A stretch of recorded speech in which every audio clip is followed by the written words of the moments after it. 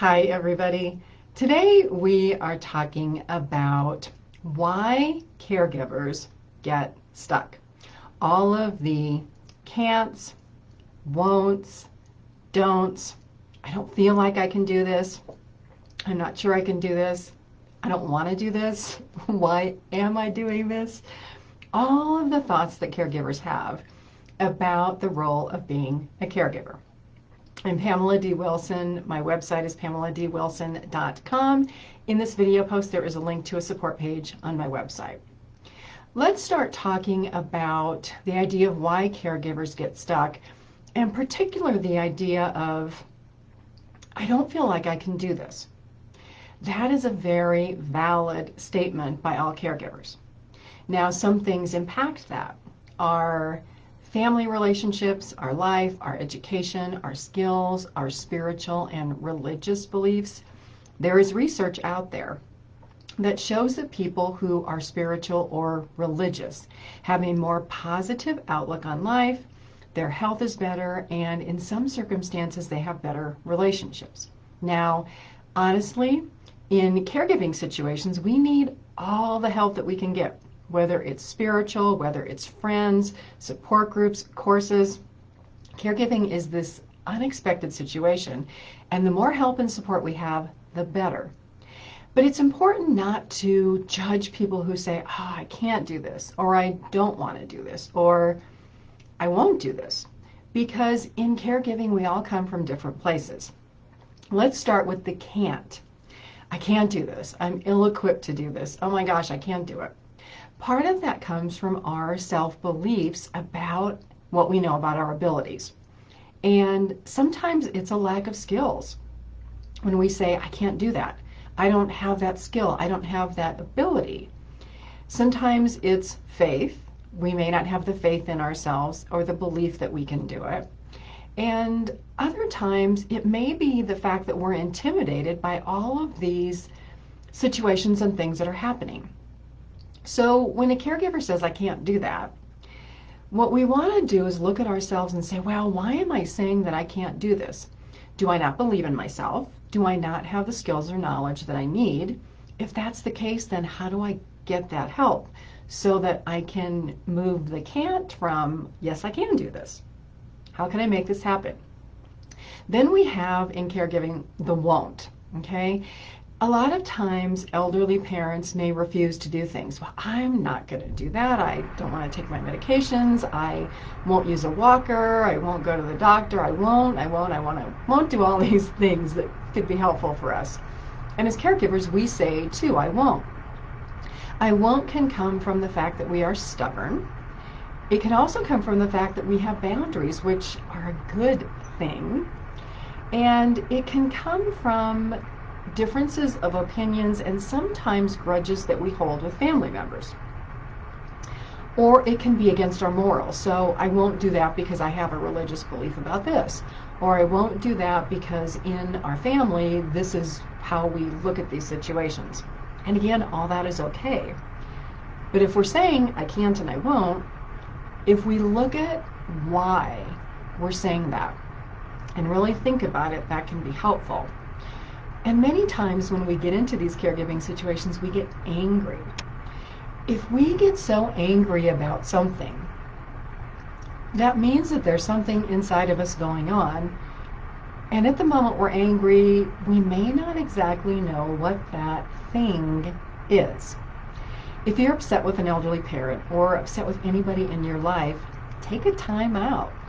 Whether it's an hour, a couple of days, a week, sometimes we have to sit with why we're upset about something or why we disagree with something to be able to come to a win-win situation. And caregivers don't think about caring for elderly parents as creating a win-win situation. It's how I'm going to give up all these things, or what am I going to give up to sacrifice and take care of my elderly parent. And I'm doing this because God put this in my life and I'm supposed to do that. And that's a good thing. But it's better if you get to a point of balance or a point of win-win where you as the caregiver don't feel like you're giving up everything to care for a spouse or an elderly parent. Then next and last, let's talk about the can't. I can't do that. Is it really that you can't? Or is it that you won't? Or is it that you don't want to do it? It is perfectly okay to say, I thought about this and I don't want to do this for these reasons. You have a logical thought process about why this may or may not make sense for you from a short-term and a long-term perspective. But many times in caregivers, because we are in that moment, because we are in the day-to-day, we don't get past the point of being stuck in the I can't, I won't, and I don't want to do this. It's important to think about the bigger picture. The bigger picture is the care of a spouse, or our parents, or grandparents, or brothers or sisters, or even our own self-care. Many times in the day-to-day of caregiving, or in the day-to-day of any part of life, we can get stuck on this one thing, this one point that we can't get past. And I'll share an example. When I managed care for clients, I would work with a lot of people. Doctors, home health care agencies, caregiving companies, hospice workers, palliative care, care communities, nursing homes, memory care, assisted living. There would always be a point where someone would get stuck on some small detail that was very important to them. So we can't ignore why people are saying, I can't do that, I won't do that, I don't do that. But if we can bring it back to, I understand how you feel that way, and I don't want you to do something that you're not comfortable doing, but can we look at the bigger picture of my mom or my dad needs care, and this is a long-term situation. So I understand that we're both at this impasse where we can't agree. How do we get past this so that you feel good about what you're doing and I feel good about what we're doing? And where is the middle ground, or the compromise, or the win-win in this situation? Because again, in caregiving, a lot of times we don't think about the win-win. It's very one-sided. And to be able to get unstuck, to be able to get where we want to go in caring for an elderly parent, spouse, loved one, we have to find that win-win, and to be open-minded to say, okay, I see your perspective, let's try this and see if it works. And you set very specific boundaries for that trying. Well, this is successful if this happens. If this happens, then it didn't work out the way that we thought, then we go to plan B. But the idea is that to get unstuck, we're working with each other, trying to get to that win-win. Most of all in caregiving, if we feel like we can't do something, it's a gap somewhere. Education gap, knowledge gap, skill gap, we're uncomfortable, we don't believe in ourselves.